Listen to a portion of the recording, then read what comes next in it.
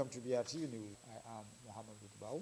The Borno State Governor, Professor Babagana Omar Zulum, had flagged off distribution of food and non-food items donated by King Salman Humanitarian Aid and Relief Center to the internally displaced persons at Al-Miskin Camp and relief items to flood victims donated by Presidential Committee on Flood Relief and Rehabilitation at Jere Local Government in Borno State.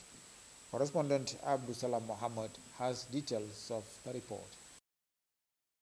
Speaking at the flag-off, Governor Babagana Omar Zulum expressed delight over the two remarkable gestures, saying this is not the first time the King Salman Center is donating relief items to Borno State.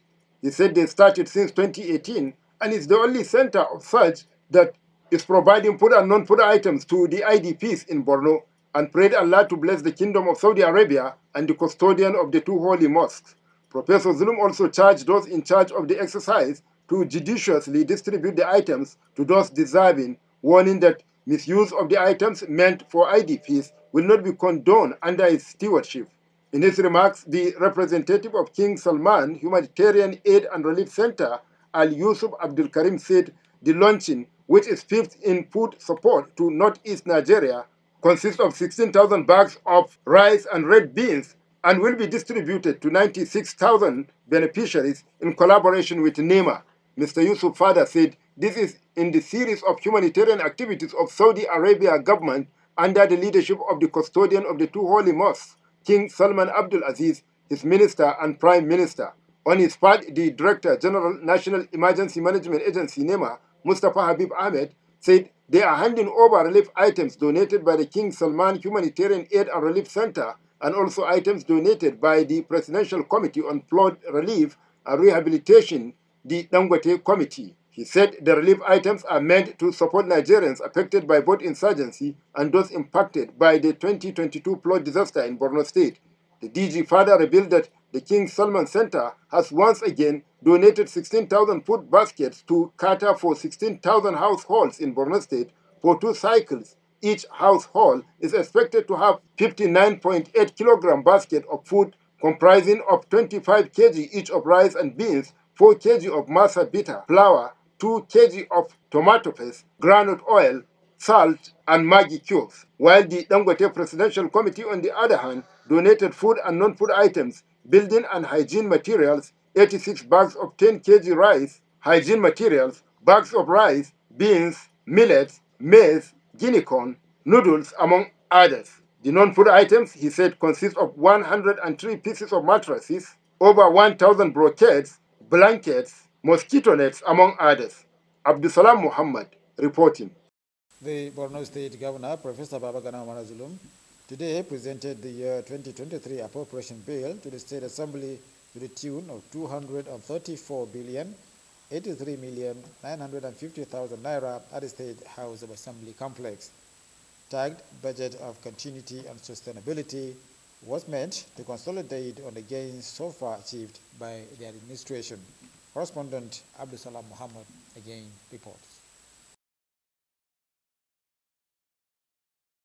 Presenting the year 2023 budget, the Borno State Governor, Professor Babagana Omar Zulum, took time to give highlights on implementation of the budget for the year under review and the achievements recorded by his administration.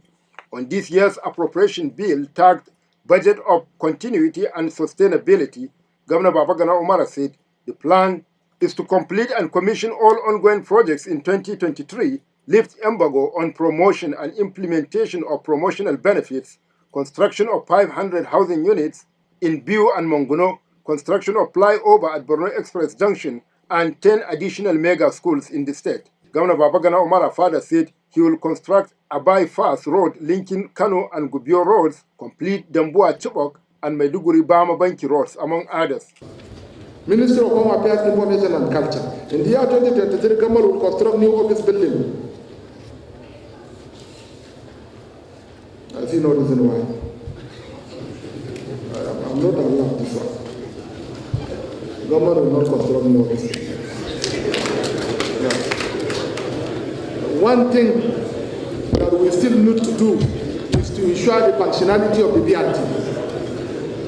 One area that we couldn't do well up to now is the functionality of the BRT. BRTV is still not functioning well. I'm somebody that is always willing to say the right thing. Inshallah, we shall ensure rehabilitation of BRTV in the year 2023 in such a way that our radio stations will be heard in our neighboring countries. Our televisions can be watched in our neighboring countries. This is my agenda. So the Commissioner for Information should take note that my desire is not to build offices. The existing offices that we have in Borno State for Borno Radio Television and indeed the Ministry of Works of Information is sufficient enough. What we need is effective service delivery. To accomplish these plans, Professor Zulum said government proposed a budget of 234 billion 83,950,000 naira for the 2023 fiscal year, which is made up of 144 billion 175,033,000 for capital expenditure and 90 billion 656,917,000 naira for recurrent expenditure to be financed from the recurrent revenue of 137 billion 846,565,000 naira.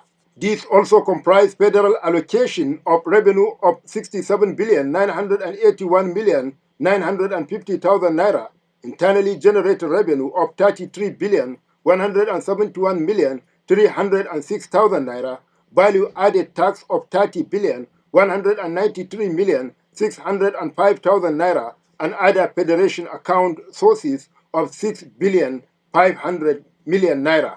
The budget, Governor Zulum explained, will also be financed by capital receipt of 95 billion 685,089,000 naira, comprising loans and grants.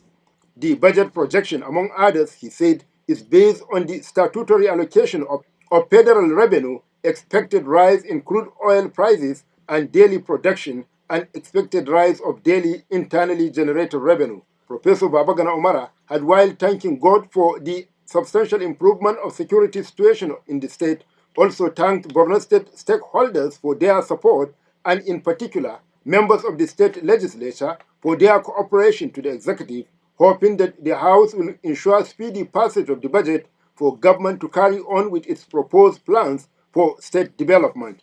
In an interview, the APC State Chairman Alhaji Ali Bukar Dalori noted that government under the leadership of Professor Babagana Umar Zulum has done a lot, assuring that given the mandate, he will do more for the people.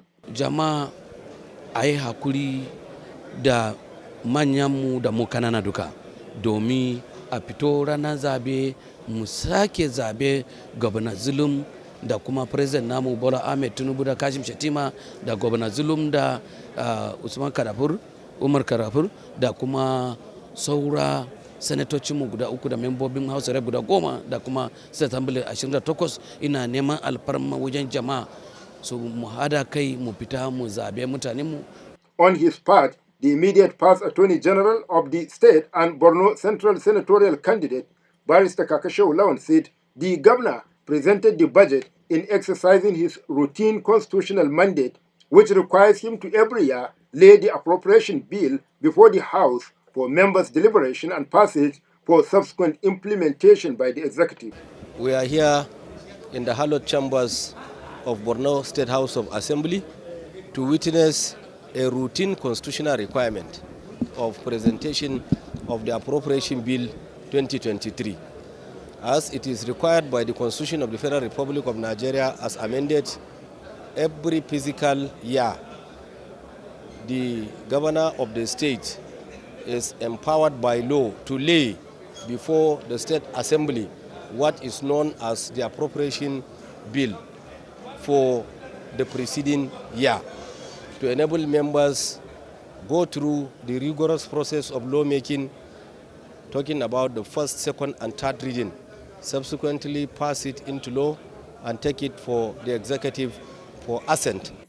Both Ali Bukar Dalori and Barrister Kakashew Lawan call on the people to massively vote for the APC in the interest of continuity of good governance and more dividends of democracy. Abdusalam Muhammad reporting. Meanwhile, Borno State House of Assembly has assured the executive of timely passage of the 2023 appropriation bill to enable government to carry out its developmental programs. Speaker of the House, Abdul Karim Lawan, gave the assurance shortly after receiving the 2023 budget proposal presented by Governor Babagana Omar Zulum for consideration by the lawmakers. Assembly correspondent Ali Mamashwa reports. Governor Babagana Omar Zulum was at the Assembly complex to present the 2023 Appropriation Bill Act before the lawmakers with a promise of completing all ongoing projects for subsequent commissioning. The budget for continuity and sustainability in accordance with the 10-pack agenda of the present administration will focus on infrastructural development and urbanization of rural areas. Governor Zulum thanked the Borno State House of Assembly for their support and understanding to the executive towards the state development. I therefore count on you to continue the unrelenting support and cooperation. I have the honor and privilege to formally present to you the 2023 appropriation bill for your kind and speedy approval.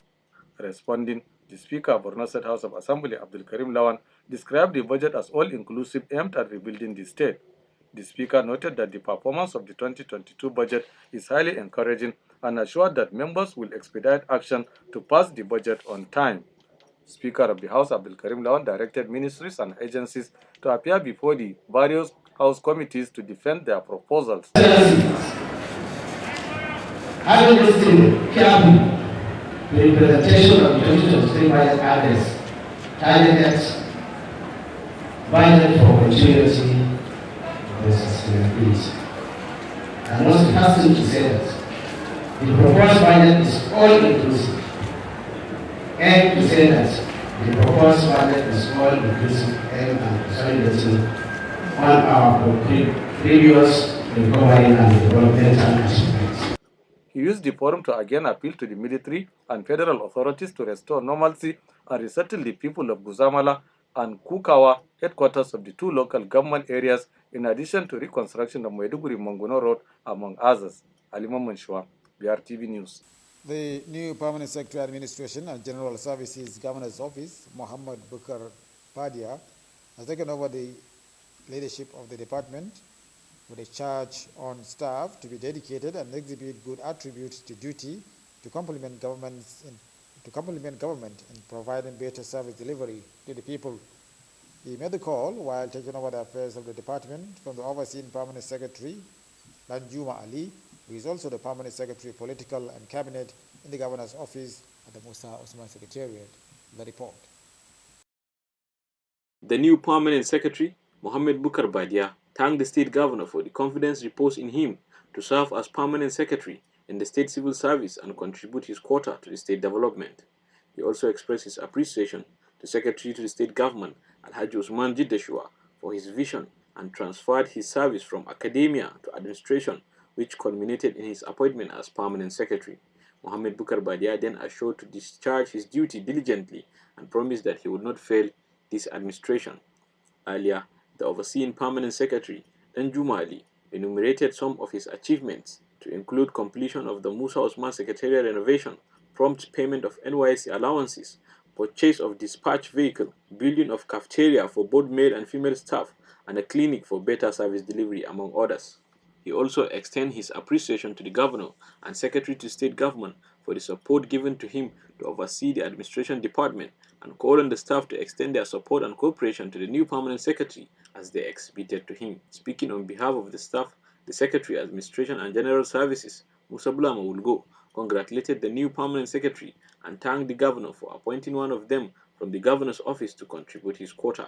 He also pledged to support and cooperate with him to enable him achieve the desired goal of the state government under the Zulum administration. Climax of the event was signing and exchange of handing and taking over notes between the new Permanent Secretary Muhammad Bukar Badia and Danjuma Ali, the overseeing Permanent Secretary, to the admiration of all. For BRTV News, Muhammad Ajatarab reporting. Peace Ambassador Center for Humanitarian Aid and Empowerment has organized a public engagement program for the establishment of female drug addict rehabilitation center in Borno State. Correspondent Abarabad reports that the event took place at Waziri Ibrahim Hall of Maiduguri Metropolitan Council Secretariat. In a keynote address, the President, Peace Ambassador Center for Humanitarian Aid and Empowerment, Ambassador Ahmed Shehu, said the project is funded by European Union and British Council, aimed at creating a robust relationship between government and the government.